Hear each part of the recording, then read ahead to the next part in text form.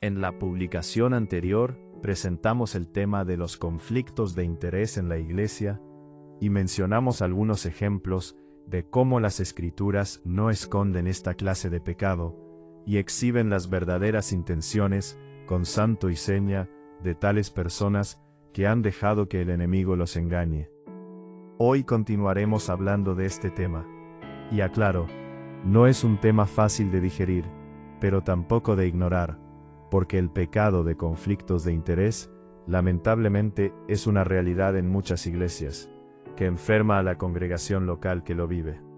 Y para muestra un botón, basta con solo tocar los intereses personales de aquellos que menosprecian la autoridad de la palabra de Dios, para darnos cuenta que no buscan el bien de la obra local, sino el suyo propio. Ya vimos algunos ejemplos de conflictos de interés sobre Ananías y Zafira, también sobre Ofni y Fines, que eran los hijos perversos y corruptos de Elí, y el caso de Diófretes y su ambición de control y poder sobre los demás. Y todos ellos lograron engañar a muchos, pero jamás a Dios. Él todo lo ve y conoce todo lo que hacen, incluso hasta lo que en oculto están tramando hacer. Jeremías 17:10, Hebreos 4:13, Daniel 2:22. Otros ejemplos que pudiéramos citar serían los hermanos que hacían acepción de personas en Santiago 2, 1-9, siendo parciales en su trato con las visitas en la congregación, dando preferencia VIP a los que representan mayores ganancias a sus intereses personales, y menospreciando a los que no representan sus prioridades. O podríamos citar a Demas, quien fue un colaborador cercano del apóstol Pablo, y cuya carrera ministerial corrompió al momento que dejó de mirar la cruz, para seguir la comodidad o placer que ofrece este mundo, y sin duda alguna él antepuso su interés personal, antes que sufrir por amor a Cristo. Pero continuemos con la promesa que les hice al final de la publicación anterior, y hoy hablaré sobre las razones por las que los conflictos de interés son un pecado grave que enferman a la Iglesia. 1. Porque prostituye lo santo, Ezequiel 22:26. Por lo menos 8 siglos antes, en Levítico 10, 8-10, Dios había hablado a Aarón, y le había ordenado a él, y a su descendencia, que cuidara sus votos de consagración, porque de esta manera, Dios estaría con ellos proveyéndoles la capacidad de un buen discernimiento. Sin embargo, vemos la reprensión de Dios a través del profeta Ezequiel, que les dice: sus sacerdotes violaron mi ley, y contaminaron mis santuarios. Entre lo santo y lo profano, no hicieron diferencia, ni distinguieron entre inmundo y limpio. Ezequiel 22:26.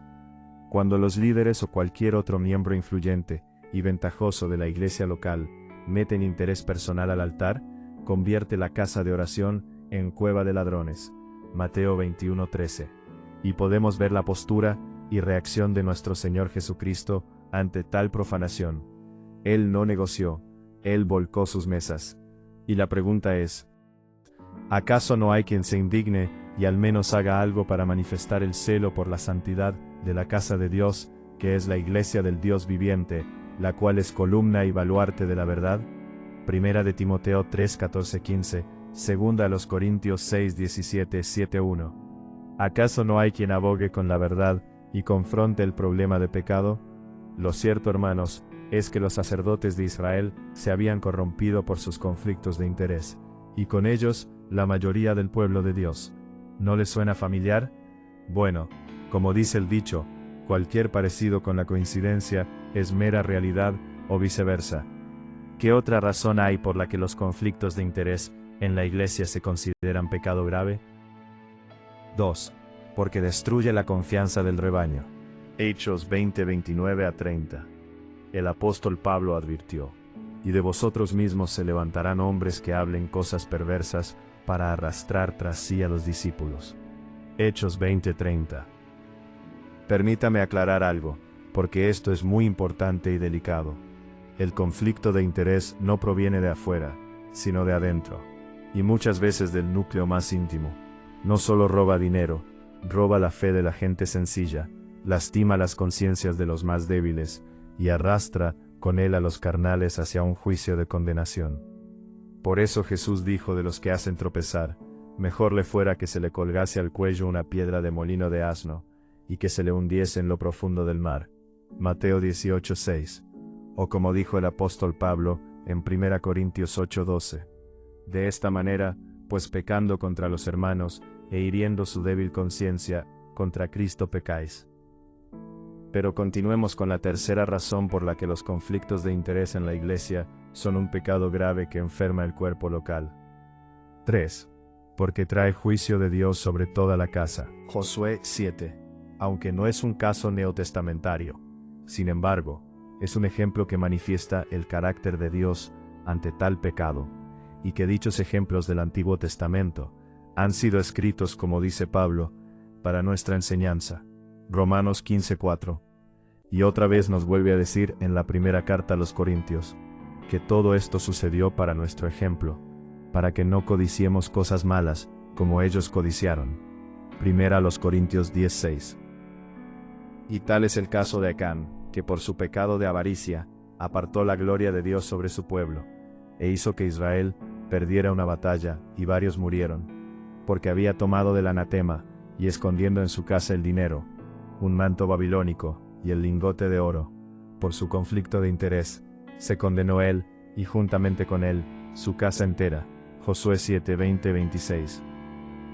Y meditemos en esto, hermanos.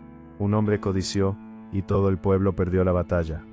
El pecado oculto de uno, enferma todo el cuerpo. Tal es el caso cuando Pablo le escribe a los hermanos en Corinto, y los amonesta diciendo, no es buena vuestra jactancia. ¿No sabéis que un poco de levadura leuda toda la masa? Primera a los Corintios 5:6. Por eso en Hechos 5, Dios juzgó rápido a Ananías y Zafira, para que el cáncer no hiciera metástasis. Y sabemos cuál fue el desenlace que tuvo Acán y su familia. Murieron apedreados por todo el pueblo. Y dice Josué 7:26, que Jehová se volvió del ardor de su ira. Porque hay congregaciones que no crecen espiritualmente, porque no viven en una comunión fraternal sana, porque no experimentan el amor de Dios entre ellos. La respuesta es obvia, por causa del pecado, que muchas veces conociéndolo lo toleran, y creen que Dios está con ellos, y sin embargo, no es así. En su misericordia Dios permite todas estas cosas, pero como dice Pablo, no os engañéis, Dios no puede ser burlado, pues todo lo que el hombre sembrare, eso también segará. Gálatas 6:7. Pero permítame concluir esta sección del tema, y darle una última razón por la que el pecado de conflictos de interés en la Iglesia es un pecado grave. 4. Porque niega el señorío de Cristo. Colosenses 3:23-24. Cuando una iglesia tolera los conflictos de interés de cualquiera, se hace cómplice de su pecado. Muchos utilizan con astucia aquel pasaje que dice, no juzguen, para que no sean juzgados, porque con la vara con que medís serán medidos. Y es verdad, pero la misma Escritura nos enseña, y fue el mismo Señor Jesucristo, que nos enseña cómo juzgar, pero a juzgar con justo juicio, y no según las apariencias. Juan 7:24. Y aquí les está hablando a los expertos de la ley, los cuales no cumplían la ley, y les decía que el que quiera hacer la voluntad de Dios, conocerá si la doctrina es de Dios, o si habla por su propia cuenta. Y el que habla por su propia cuenta, su propia gloria busca. Pero él buscaba la gloria del que le envió. Y lo cierto es que él podía haber aprovechado la ocasión, pero el Señor nunca lo hizo. Él nunca tuvo un conflicto de interés. Él sabía quién era y a quién servía. Sin embargo, siempre lo que hacía, ya sea enseñando alguna verdad, haciendo señales o milagros, siempre lo hacía para la gloria de Dios su Padre. Por eso en Juan 5:41 él dice, gloria de los hombres no recibo, como también lo dice en Juan 8:50, pero yo no busco mi gloria, hay quien la busca y juzga. Y de verdad no debemos juzgar para condenar, eso no. Ese juicio no nos corresponde, solo Dios. Pero sí debemos juzgar, en el sentido de ser responsables para distinguir, discernir, diferenciar entre lo que es correcto y lo que no, lo que es conforme a la verdad de la palabra de Dios y lo que Dios no tolera. Amados hermanos, sabemos lo que el Señor nos dice en su palabra. Todo lo que hagáis, hacedlo de corazón, como para el Señor, y no para los hombres, porque a Cristo el Señor servís.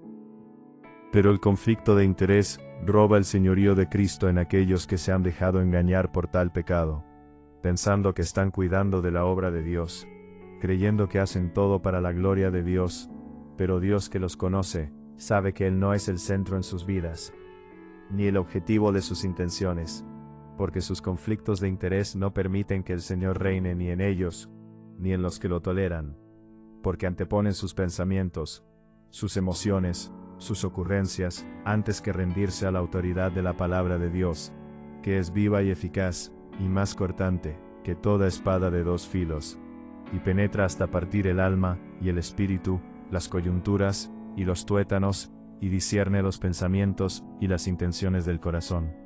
Hebreos 4, 12, 13. Cuando esto pasa, ya no sirves a Cristo. Sirves a Mamón. Mateo 6, 24. Amado hermano y hermana, pregúntese de verdad. ¿Estoy teniendo algún conflicto de interés dentro de mi iglesia? ¿O quizá estoy tolerando lo de alguien más? ¿Por qué no avanzamos en la obra local? Y amados hermanos, siendo honestos, pregúntese a sí mismo. ¿De verdad Dios está siendo el centro de mis motivaciones? ¿O son mis conflictos de interés los que están enfermando a la iglesia? Con todo y esto, ¿cuáles son las advertencias que Dios nos hace antes de traer juicio sobre aquellos que practican tal pecado? ¿Y cuál es el camino que Dios desea que tomemos ante tal situación? Lo veremos en la próxima publicación. Nos leemos pronto. Hermano Jorge Fernández. Dios te bendiga abundantemente.